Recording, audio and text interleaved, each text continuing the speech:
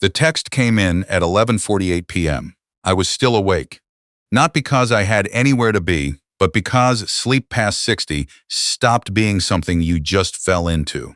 My hip had been acting up since the cold snap rolled through Sudbury, and I'd been sitting in the kitchen with a cup of decaf. I'd stopped tasting an hour earlier, listening to the furnace do its best against a January that had no interest in being reasonable. The phone buzzed on the table. My son. Dad, are you watching the news right now? I looked at the television across the room. It was off.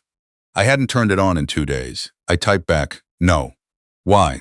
3 dots appeared, disappeared, appeared again. Then, never mind. Can I call you? That specific sequence, the hesitation, the question, instead of just calling, told me something was off before the phone even rang. I answered on the second buzz. Dad. His voice had a quality I hadn't heard since his mother's diagnosis. 3 years back. Not panic, something quieter than panic, something harder to name. What's going on? I asked. A long pause.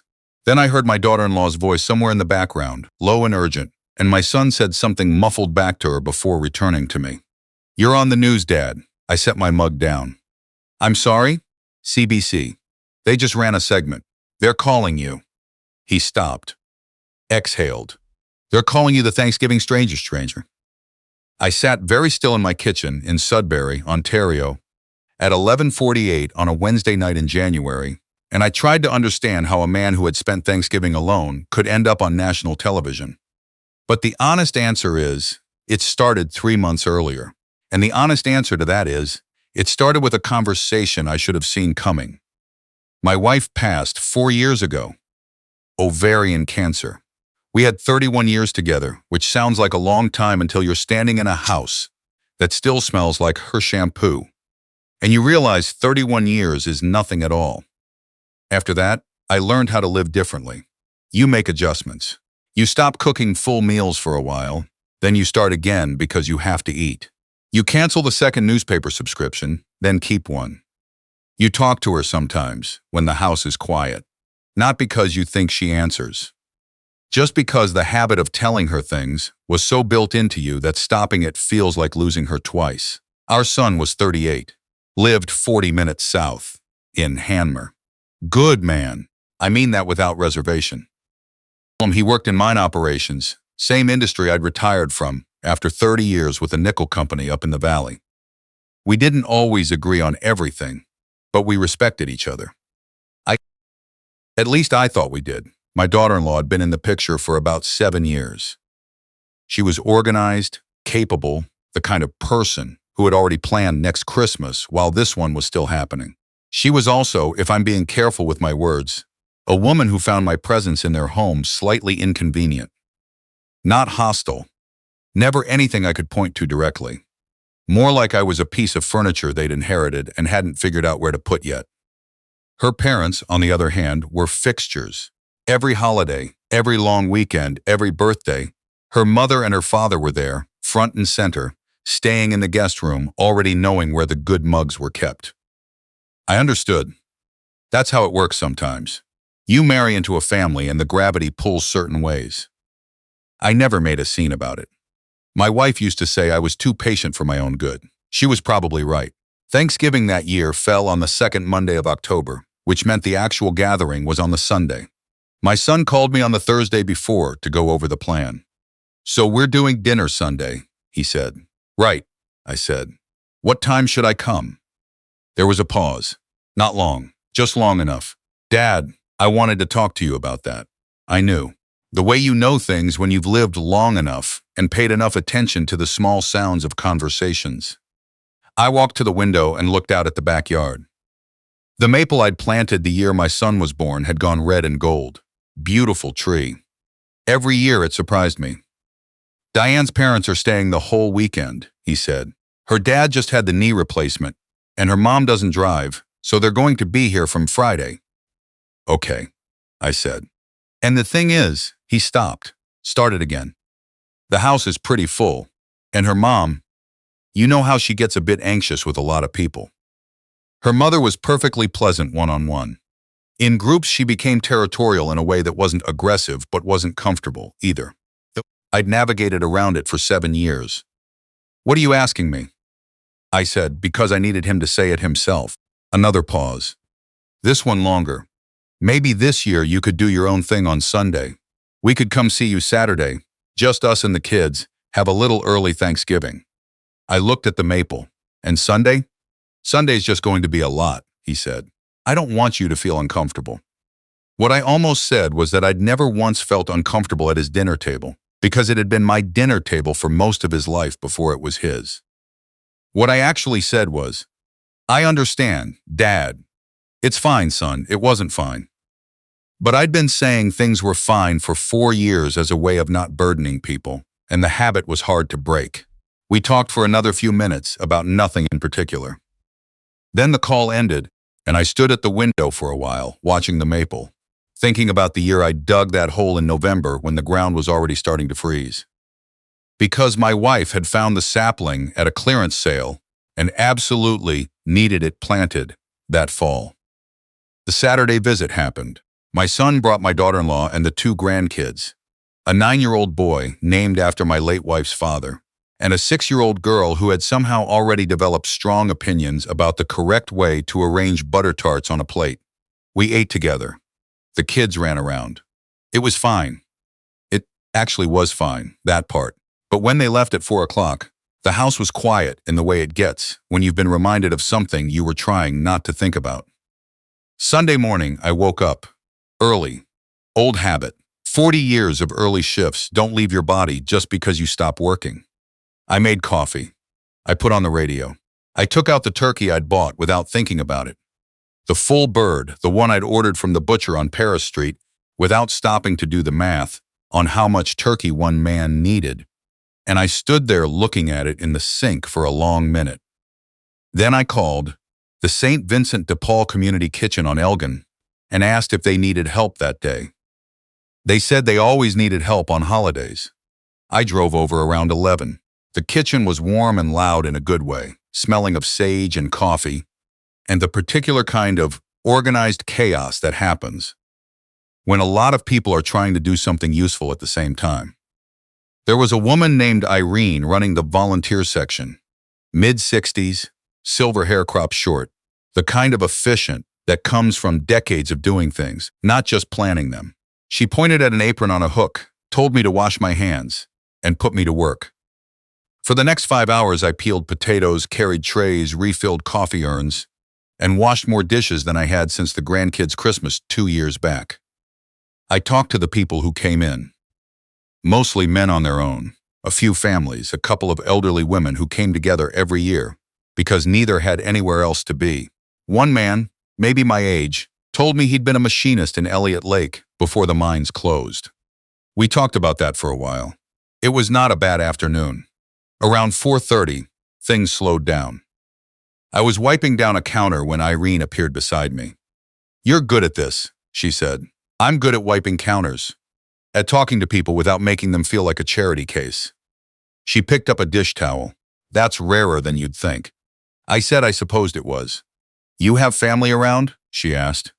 I considered how to answer that. "My son's doing dinner tonight," I said. "You're not going?"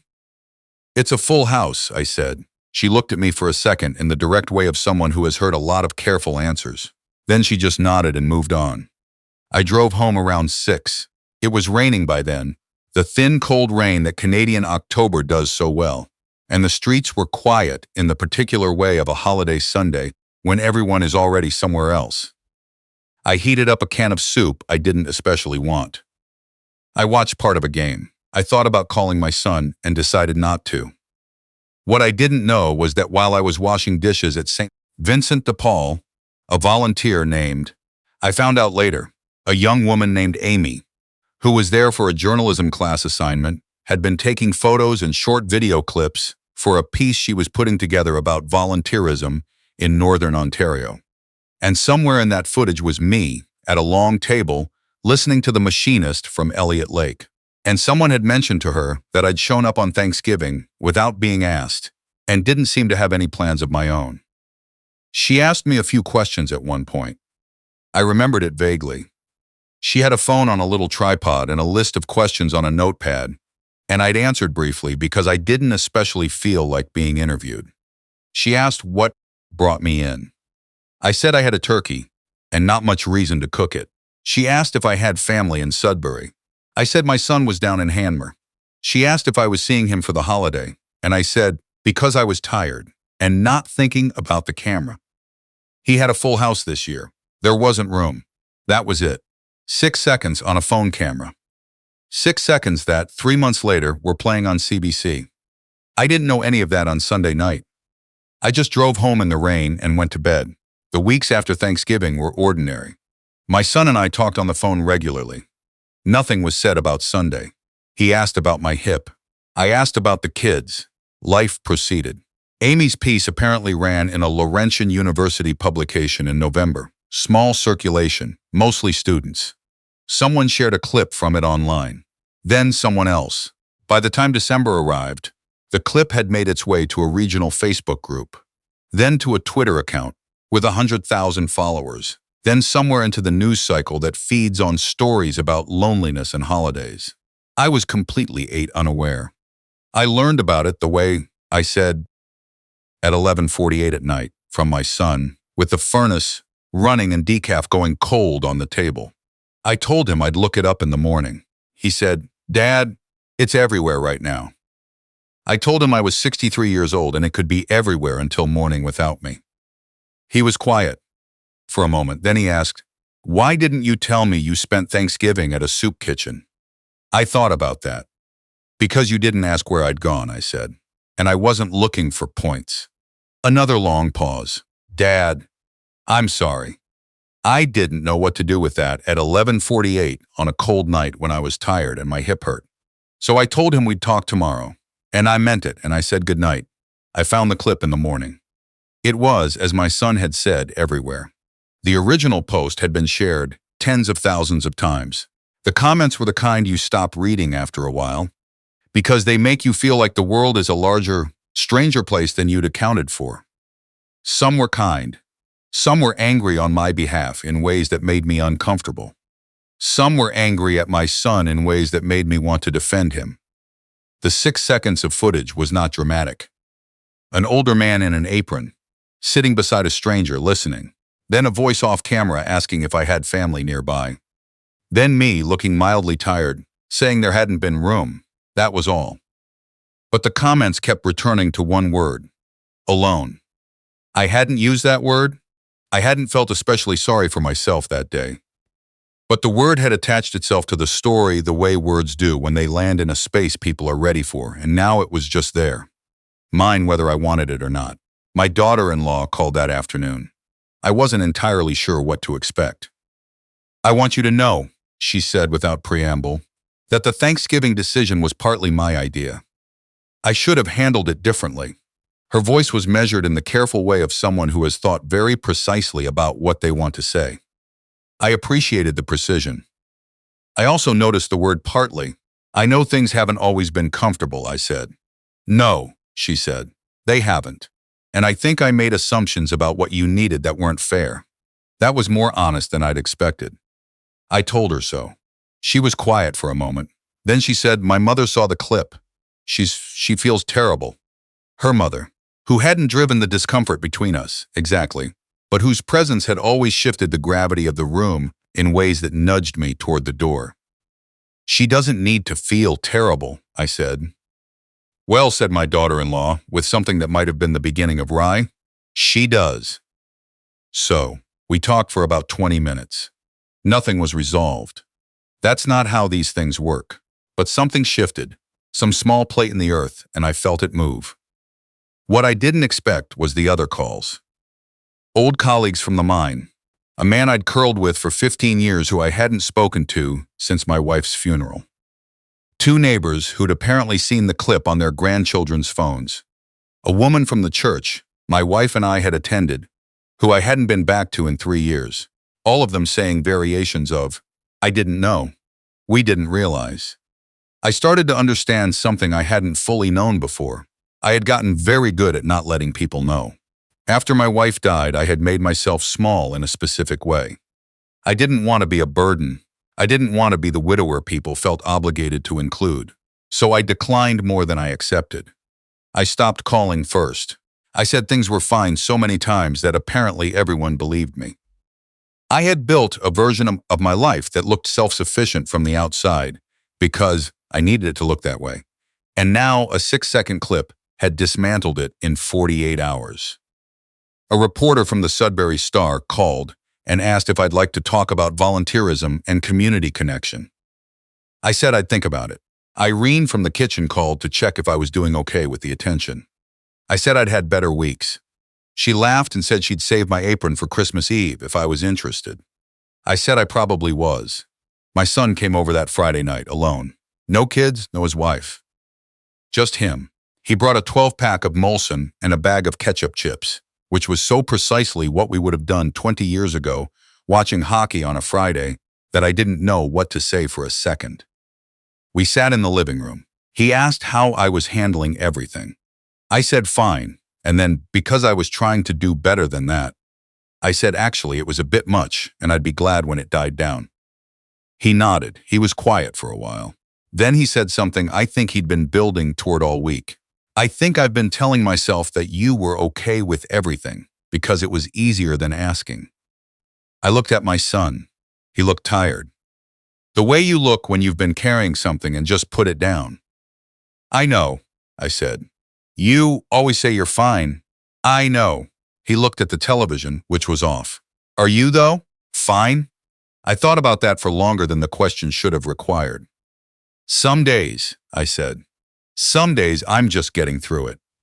Your mother's been gone 4 years, and some days the house still feels like something's wrong with it, and I can't identify what. He didn't say anything, which was the right response. And some days it's actually okay, I said. It's smaller than it used to be, but it's okay. He nodded slowly. I should have called more, he said. You've got a lot going on. That's not an excuse. I picked up my beer. No, I said, but it's a reason. There's a difference. You've got kids and a job and a marriage to keep running. I understand that. I just needed you to not actively subtract me from things. The last part landed. I saw it land. I know, he said quietly. We watched some of the hockey game. Leafs were losing, which was at least predictable. After a while, it started to feel like a normal Friday night, or as close to it as we'd been in a couple of years. That was something.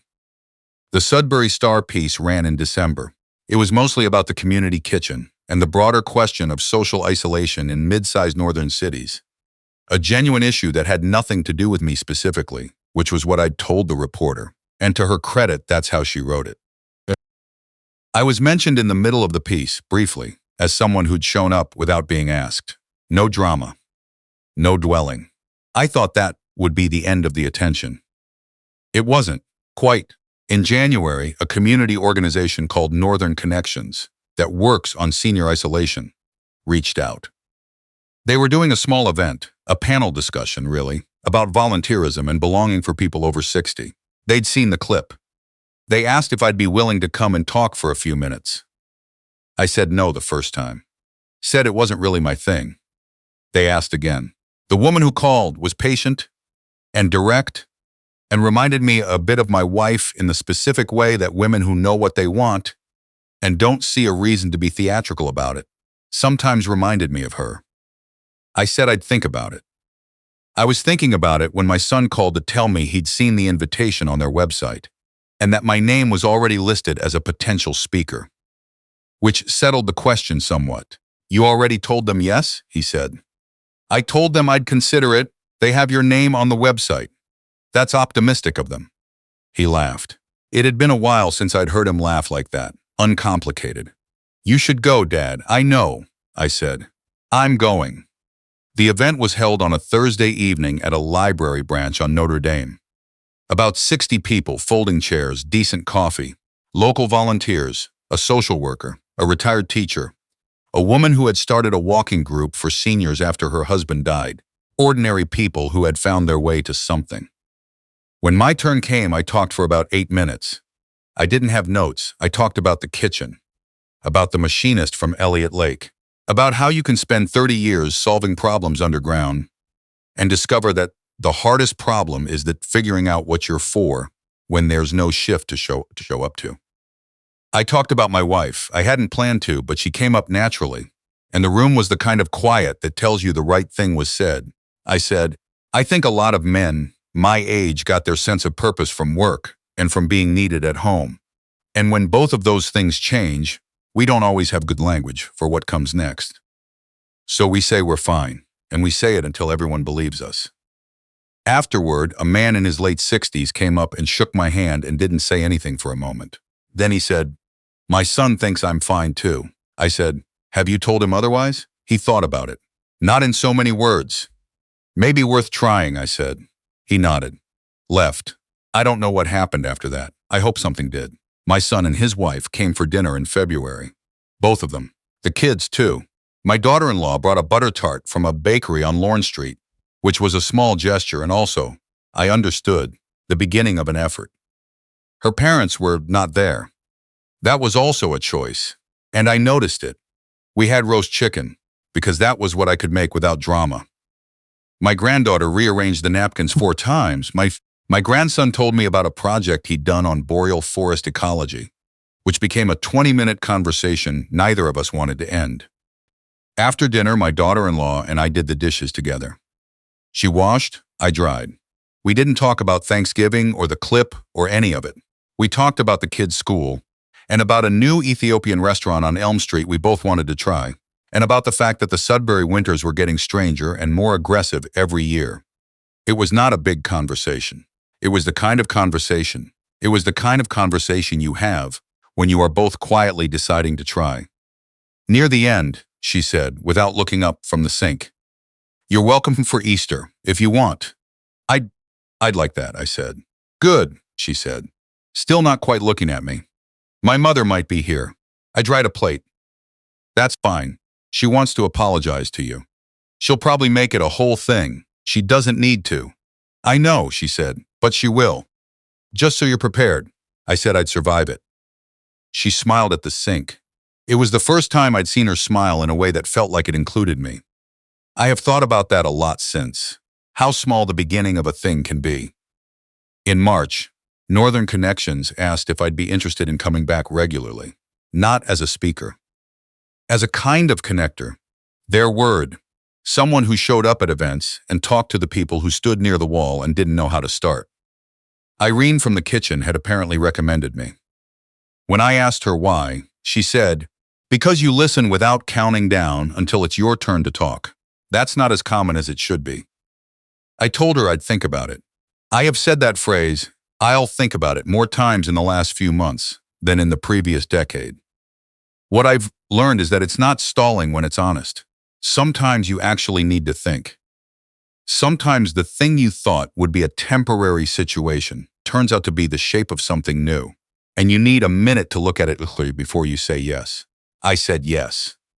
My son knows about it. We talked on the phone last week, and he asked how things were going, and I told him about the Northern Connections work, and he listened in the way he's been learning to listen. Actually listening, not just waiting for the summary so he can say good and move on. He said it sounded like good work. I said it was. He said, "I'm glad you've got things like that."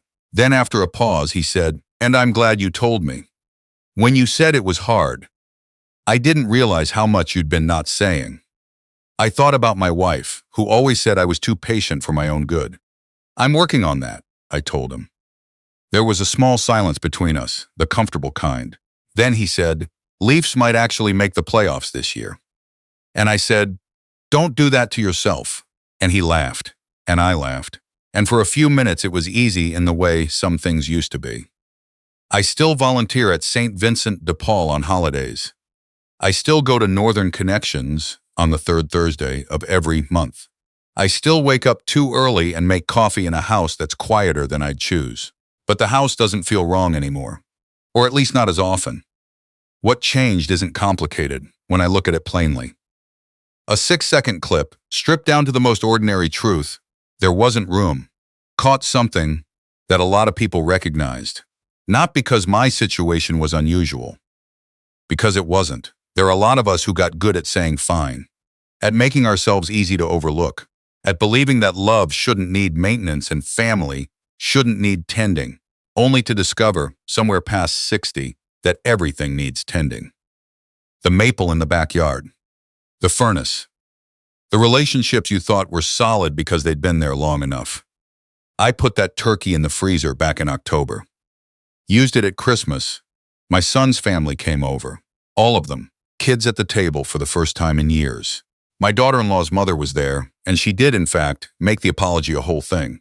And I accepted it, and it was fine. We ate too much. My grandson knocked over a glass of apple juice, and nobody made it mean anything. My granddaughter arranged the butter tarts by size, largest to smallest, with total seriousness. It was loud and a little chaotic and not especially elegant. It was, by some margin, the best meal I'd had in 4 years. You'd always get to choose how your life gets smaller. But sometimes if you're willing to be honest about it, with yourself, with your son, even with a camera you forgot was there, you find that there's more room inside it than you thought.